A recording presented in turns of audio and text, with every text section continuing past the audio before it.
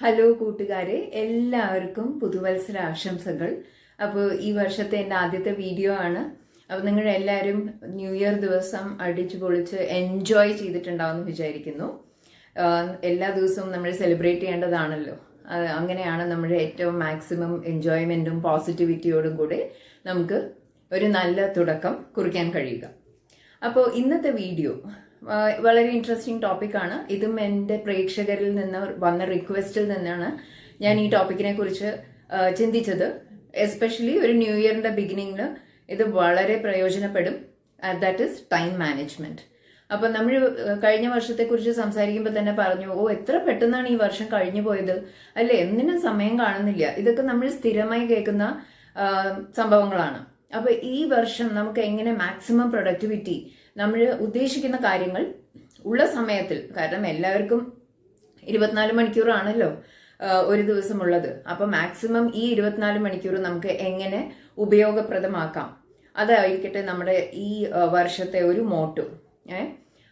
അപ്പോൾ വീഡിയോയിലേക്ക് കടക്കുന്നതിന് മുമ്പ് എനിക്കൊരു ചെറിയ എക്സ്പെരിമെന്റ് നിങ്ങളടുത്ത് പറയാനുണ്ട്. ഇതൊരു ബിസിനസ് സ്കൂളിൽ ഒരു പ്രൊഫസർ ചെയ്ത എക്സ്പെരിമെന്റ് ആണ്. അതിനെ ബിഗ് റോക്ക് എന്നാണ് പറയുക. അപ്പൊ ഈ എക്സ്പെരിമെന്റ് ഞാൻ കാണിച്ചു തന്നു കഴിഞ്ഞിട്ട് എന്താണ് ഇതിന്റെ ഉദ്ദേശം എന്ന് കൂടെ വിസ്തരിക്കാം. ഓക്കെ, അപ്പൊ ഞാൻ ഈ ഗ്ലാസ് ജാറിൽ ഞാൻ കുറെ കോയിൻസ് ഇടുകയാണ്. ഓക്കെ, കുറെ കോയിൻസ് ഇങ്ങനെ ഡ്രോപ്പ് ചെയ്തു. അത് ഏകദേശം നിറയാറായി. ഓക്കെ, അതിൻ്റെ കൂട്ടത്തിൽ നിങ്ങൾക്ക് കാണുന്നുണ്ടല്ലോ. ഓക്കെ, ഇനി ഞാൻ കുറച്ച് ഇങ്ങനത്തെ woollen sponges, okay, സ്പഞ്ചല്ല woollen balls, ക്രോഷയൊക്കെ കൊണ്ട് ചെയ്ത വുളൻ ബോൾസ്. ഓക്കെ, ഇതിട്ട് വേണം. എനിക്ക് ഒന്നും കൂടി ഉണ്ട്, പക്ഷെ അത് നിറയുന്നില്ല. ഓക്കെ, ഇനി എൻ്റെ ഒബ്ജക്റ്റീവ് എന്താന്ന് വെച്ചാൽ ഇതെല്ലാം ഇതിൻ്റെ ഉള്ളിൽ നിറഞ്ഞിരിക്കണം. അപ്പോൾ ഇനി എനിക്ക് എന്ത് ചെയ്യേണ്ടി വരും, ഇതൊന്ന് റീഓർഗനൈസ് ചെയ്യേണ്ടി വരും. അപ്പം ഞാൻ ഇതെല്ലാം ഓരോന്നായിട്ട് എടുക്കാൻ പോവുകയാണ്. ഓക്കെ, അപ്പോൾ ഞാൻ ഇതൊന്ന് റീഅറേഞ്ച് ചെയ്തിട്ട് തിരിച്ച് വീഡിയോയിലേക്ക് വരാം. അപ്പോൾ ഈ ഗ്ലാസ് ജാറിലോട്ട് ഞാനിത് റീഅറേഞ്ച് ചെയ്യണം. ആദ്യം ഈ ബോൾസ്, ഓക്കെ, വുളൻ ബോൾസ് ഇടുന്നു. ഓക്കെ, ഇതാണ് ആ ബിഗ് റോക്കിലത്തെ എക്സ്പെരിമെന്റിലത്തെ റോക്ക് എന്ന് നമുക്ക് വിചാരിക്കാം. എന്നിട്ട് ഈ കോയിൻസ് ഞാൻ അതിൻ്റെ ഉള്ളിലേക്ക് കൊട്ടി ജസ്റ്റ് ഒന്ന് ഷേക്ക് ചെയ്തു. ഓക്കെ, പിന്നെ ഞാൻ പിന്നീട് ഇട്ട കോയിൻസ്, അതായത് സ്ക്രാബിൾ പീസസ് ആണ്. ഇപ്പം കണ്ടു, ഇതിനുള്ളിലെല്ലാം ഫിറ്റായി. ആദ്യം ഇട്ട അതേ സാധനങ്ങളാണ് ഞാൻ ഇതിൻ്റെ ഉള്ളിൽ ഇട്ടത്. പക്ഷെ ജസ്റ്റ് ഒന്ന് റീഅറേഞ്ച് ചെയ്തപ്പോൾ ഇതെല്ലാം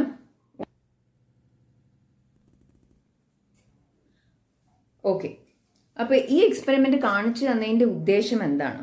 ഇതുപോലെയാണ് നമ്മുടെ സമയം അല്ലെങ്കിൽ ജീവിതം. ഓക്കെ, അപ്പം നമ്മൾ നമ്മുടെ പ്രയോറിറ്റീസ് മനസ്സിലാക്കണം. ഇതിൽ ഈ വലിയ വുളൻ ബോൾസ് ആണ്. ഓക്കെ, അതായത് ആ എക്സ്പെരിമെന്റിൽ ബിഗ് റോക്ക് എന്നാണ് പറയണത്. യൂട്യൂബിൽ നിങ്ങൾ നോക്കിയാൽ കുറേ വീഡിയോസ് ഇതിനെ കാണും. ഓക്കെ, അപ്പോൾ ഇതാണ് നമ്മുടെ ഫോക്കസ്. ഓക്കെ, ഈ വുളൻ ബോൾസ്, അതിനാണ് നമ്മൾ പ്രയോറിറ്റി കൊടുക്കേണ്ടത്. എന്താണ് ഈ വുളൻ ബോൾസ് എന്ന് പറഞ്ഞാൽ, നമുക്ക് ജീവിതത്തിൽ ഏറ്റവും ആവശ്യമായിട്ടുള്ള കാര്യങ്ങൾ എന്താണത്? നമ്മുടെ ഫാമിലി അല്ലേ, നമ്മുടെ കുടുംബം, നമ്മുടെ ആരോഗ്യം, നമ്മുടെ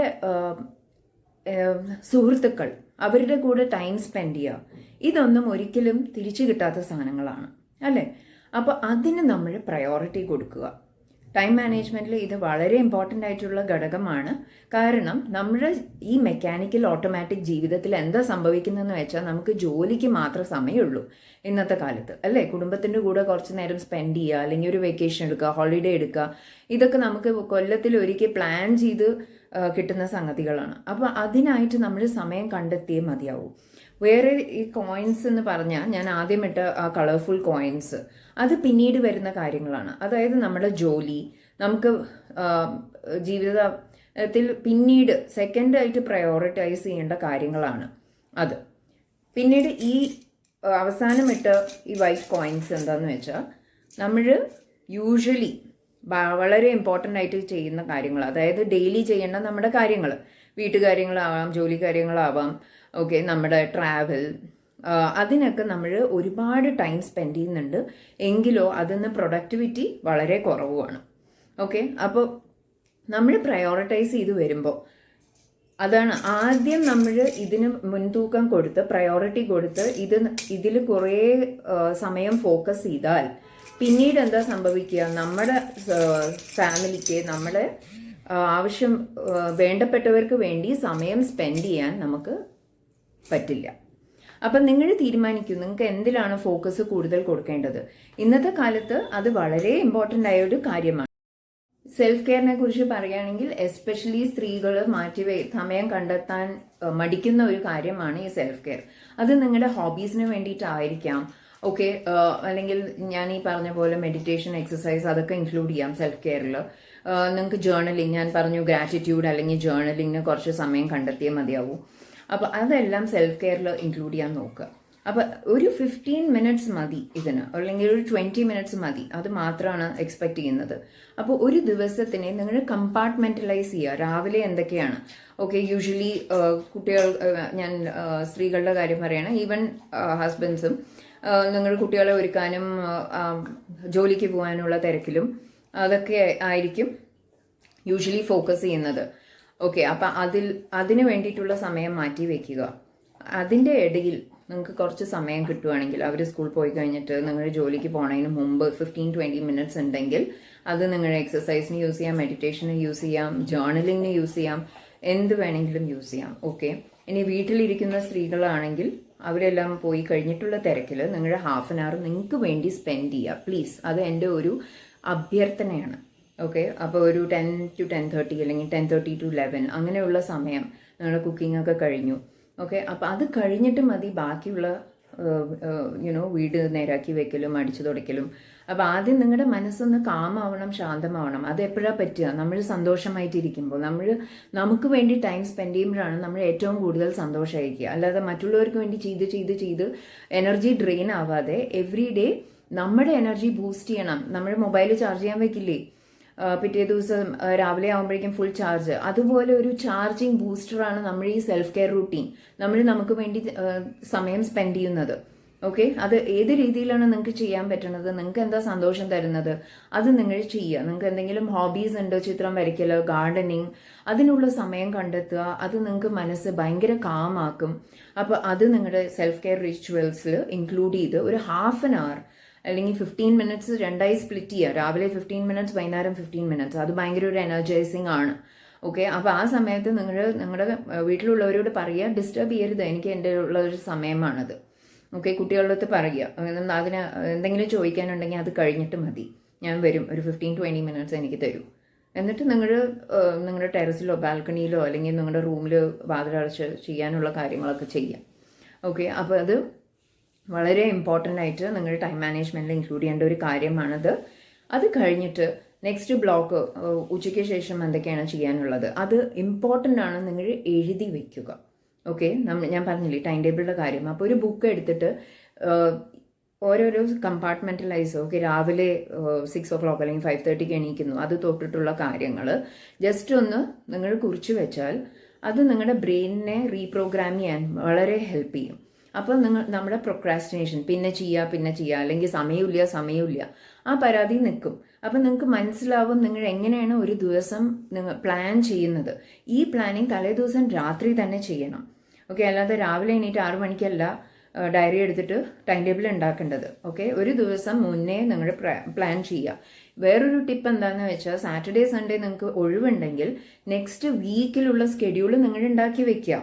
ഓക്കെ, നമ്മളൊക്കെ ചെറുതായിരിക്കുമ്പോൾ എക്സാമിനൊക്കെ പ്രിപ്പയർ ചെയ്യില്ലേ, ഈ സബ്ജക്റ്റ് ഇത്ര ദിവസത്തിനുള്ളിൽ ഫിനിഷ് ചെയ്യണം, ഇത്രയും മണിക്കൂർ പഠിച്ചിരിക്കണം.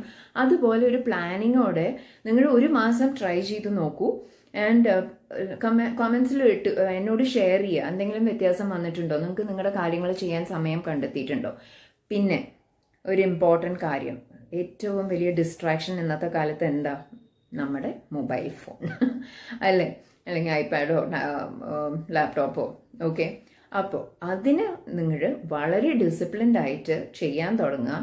എല്ലാ വാട്സാപ്പ് മെസ്സേജിനും അപ്പം റെസ്പോണ്ട് ചെയ്യാതെ ഓക്കെ കുറച്ച് സമയം അതിനു വേണ്ടി മാറ്റി വെക്കുക. മോസ്റ്റ് ഇമ്പോർട്ടൻ്റ്ലി രാവിലെ എണീറ്റതും ഫോൺ നോക്കുന്ന സ്വഭാവം നിർത്തുക. അത് അവിടെ തന്നെ കുറേ ടൈം സ്പെൻഡ് ആവും. ഓക്കെ, അതൊക്കെ ടൈം ഡ്രെയിനേഴ്സ് എന്ന് പറയാം നമുക്ക്.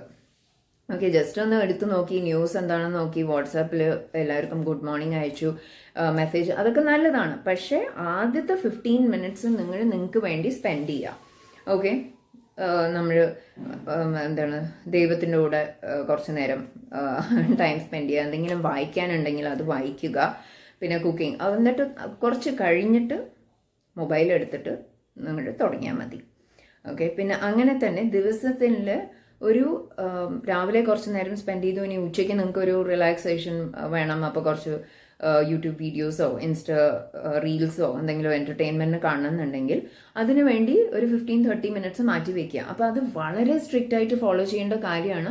ഇടയ്ക്കിടയ്ക്ക് മൊബൈൽ നോക്കി ഓരോന്ന് വീഡിയോസ് കാണുക, മെസ്സേജ് അയക്കുക എന്ന് ചെയ്യണതിന് പകരം ദിവസത്തിൽ കുറച്ച് സമയമായിട്ട് നിങ്ങൾ സ്പ്ലിറ്റ് ചെയ്യുക. ആ സമയത്ത് മാത്രമേ ഞാൻ മൊബൈൽ യൂസ് ചെയ്യുള്ളൂ എന്ന് സ്ട്രിക്റ്റ് ആയിട്ട് യൂസ് ചെയ്യുക. നിങ്ങളുടെ ജോലി കാര്യത്തിന് വേണ്ടി യൂസ് ചെയ്യണത് അത് വേറെ.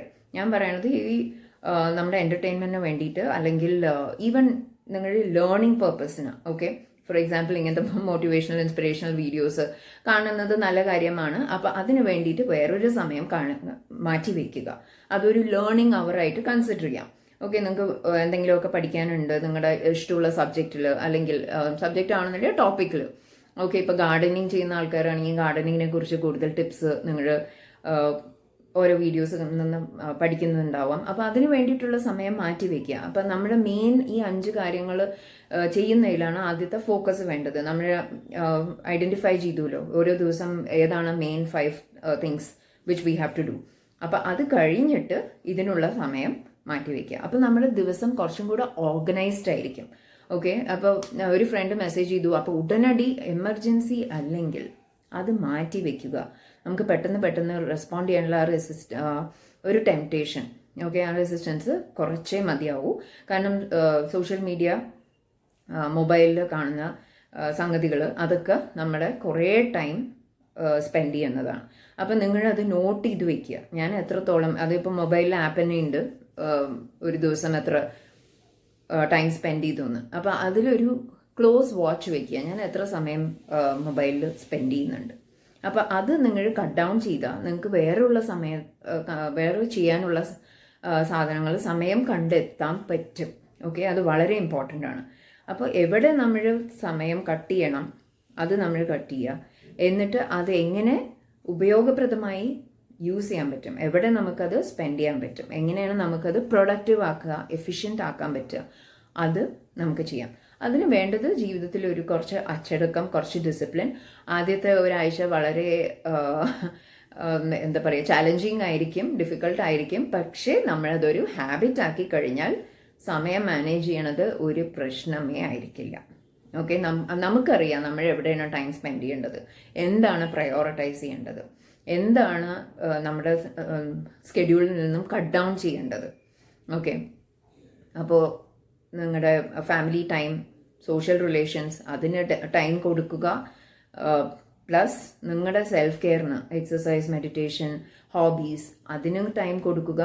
അപ്പോൾ അതിനൊക്കെ ഞാൻ 1 മണിക്കൂർ അങ്ങനെ കണ്ടിന്യൂസ് ആയി ഇരിക്കാൻ പറയുന്നില്ല. ഞാൻ ആദ്യം പറഞ്ഞ പോലെ 15 മിനിറ്റ്സ് അത്ര മതി, അല്ലെങ്കിൽ ഒരു ഹാഫ് ആൻ അവർ എടുത്തിട്ട് നിങ്ങളത് ചെയ്യുക.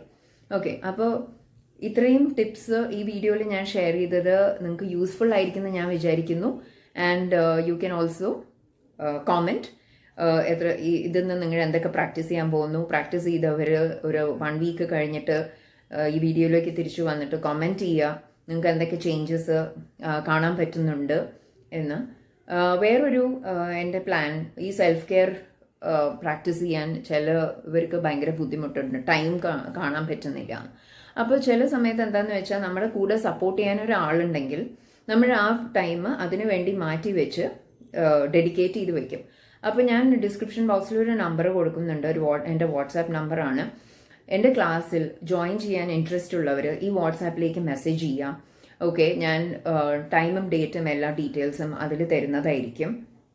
അപ്പോൾ അങ്ങനെ may be maximum half an hour അല്ലെങ്കിൽ 45 മിനിറ്റ്സ്. മോർണിംഗ് ബാച്ച് ഞാൻ ഇപ്പോൾ ഉദ്ദേശിക്കുന്നത് ഒരു 11 o'clock ഓക്കെ. അപ്പോൾ ആ 11 എസ്പെഷ്യലി അത് വർക്ക് ചെയ്യാത്തവർക്ക് സൗകര്യമായിരിക്കും. ഇനി ലേറ്റർ ഓൺ വർക്കിംഗ് ക്രൗഡിന് വേണമെന്നുണ്ടെങ്കിൽ അത് ഞാൻ ഈവനിങ് ബാച്ച് വേറെ തുടങ്ങുന്നതായിരിക്കും. അപ്പോൾ ഡിപ്പെൻഡിങ് ഓൺ ദ റെസ്പോൺസ്. അപ്പോൾ ഈ ഒരു ജേർണിയിൽ എനിക്ക് നിങ്ങളുടെ ഫുൾ സപ്പോർട്ട് ചെയ്യണമെന്നുണ്ട്. കാരണം ഒരു 3-4 വർഷം മുമ്പ് ഞാനും ടോട്ടലി മെസ്ഡപ്പ് ആയിരുന്നു, ടൈം മാനേജ്മെൻറ്റിൻ്റെ കാര്യത്തിലും കോൺഫിഡൻസിൻ്റെ കാര്യത്തിലും എല്ലാത്തിലും. ഓക്കെ, എനിക്കൊരു ഫോട്ടോ എടുക്കാന്ന് വെച്ചാൽ തന്നെ വളരെ എന്താ പറയുക, ഒരു പാനിക്കി സിറ്റുവേഷൻ ആയിരുന്നു. ഒരു ഗ്രൂപ്പ് ഫോട്ടോയിൽ ഞാൻ പോയി പോസ്റ്റ് ചെയ്യാം. അപ്പം അതിന്ന് ഞാൻ ഇപ്പോൾ വീഡിയോസ് കണ്ടക്ട് ചെയ്യുന്നു, വീഡിയോസ് ഷൂട്ട് ചെയ്യുന്നു, വെബിനാർസ് കണ്ടക്ട് ചെയ്യുന്നു. Huge change in confidence level. അപ്പോൾ അതെല്ലാം സാധ്യമായത് എൻ്റെ സെൽഫ് കെയർ പ്രാക്ടീസും ഞാനൊരു മെൻറ്ററിൻ്റെ അടിയിൽ ട്രെയിൻ ആയതും കൊണ്ട് മാത്രമാണ്. അപ്പോൾ അത് ഡിസിപ്ലിൻലി ചെയ്തത് കാരണം I can see the results.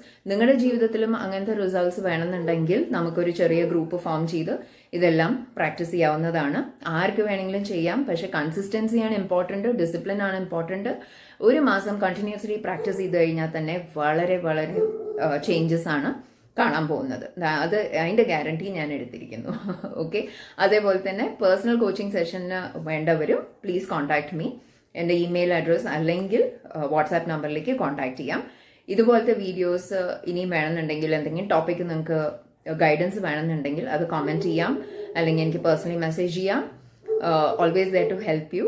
അപ്പോൾ ഈ വർഷം നമുക്ക് എല്ലാവർക്കും കൂടെ ഒരു ആഘോഷമാക്കി മാറ്റാം. ഓക്കെ, 2024 എല്ലാവർക്കും നല്ല ഹെൽത്തും സമാധാനവും സന്തോഷവും എല്ലാ രീതിയിലും നിങ്ങൾക്ക് പ്രോസ്പെരിറ്റി ഉണ്ടാവട്ടെ, അബണ്ടൻസ് ഉണ്ടാവട്ടെ.